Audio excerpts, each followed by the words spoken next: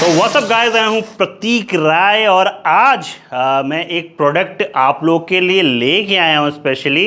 काफ़ी कम बजट में ceramic coating क्या घर पे हो सकती है, DIY यानी कि डू इट योरसेल्फ।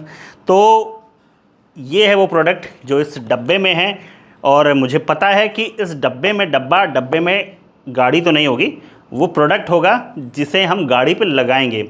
पर किस गाड़ी पे लगाएंगे?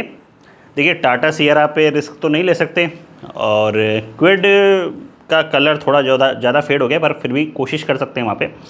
और जैसे सेरेमिक कोटिंग वाले दिखाते हैं, उस पर पानी गिरा के, कीचड़ गिरा के, और फिर दिखाते हैं कि क्या असर हुआ है क्या नहीं हुआ है, तो हम वो भी देखेंगे। प्लस 1-2 दिन रुकने के बाद उसके बाद उस पर क्या इफ़ेक्ट पड़ता है, क्या ये तब तक असर करता है या तब तक गायब हो जाता है, वो भी देखेंगे। तो इतनी बकबक करने के बाद अब हम इसे ओपन कर लें और मैं आपको दिखाता हूँ कौन सा ये प्रोडक्ट है और कितने का है।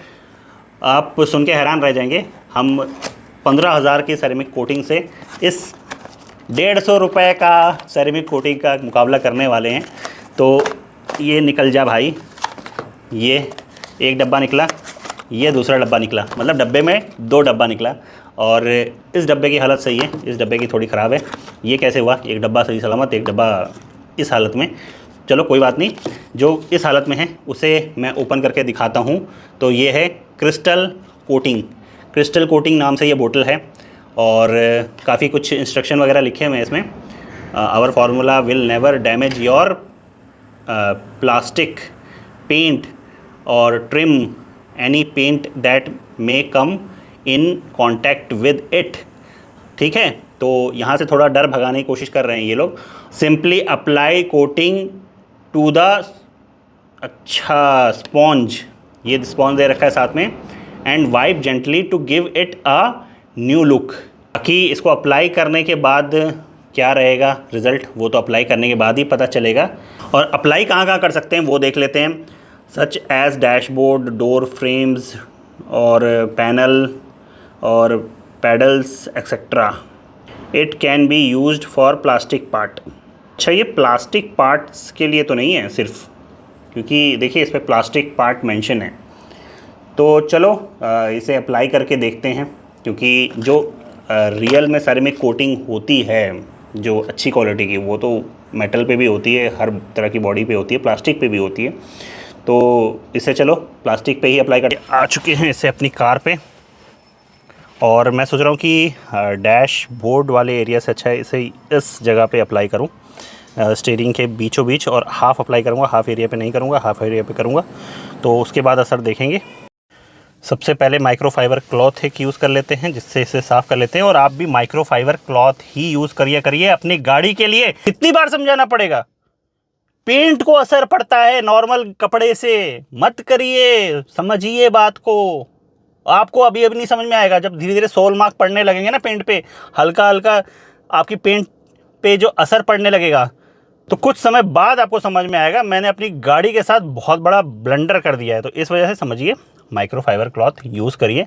और हमारे खुद के माइक्रोफाइबर क्लॉथ भी है, आप उसे भी परचेज़ कर सकते हैं। तो राइट साइड लगाते हैं, लेफ़्ट साइड छोड़ देते हैं, बाहर के साइड लगाते हैं। इसे मैं अब इस तरह से अप्लाई करके देखूंगा और इस पार्ट पे अप्लाई करके देखते हैं।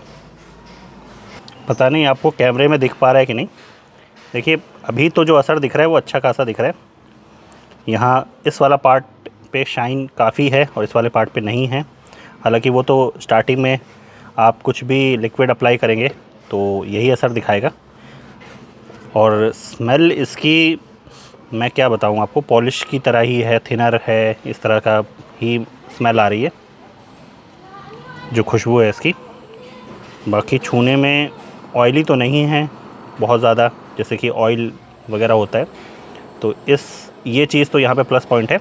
बाकी आधे में मैंने लगा दिया है, आपको थोड़ा बहुत नज़र भी आ रहा होगा। इस पार्ट पे नहीं लगाया है, इस पार्ट पे लगाया है। तो कुछ समय बाद देखते हैं क्या असर रहने वाला है।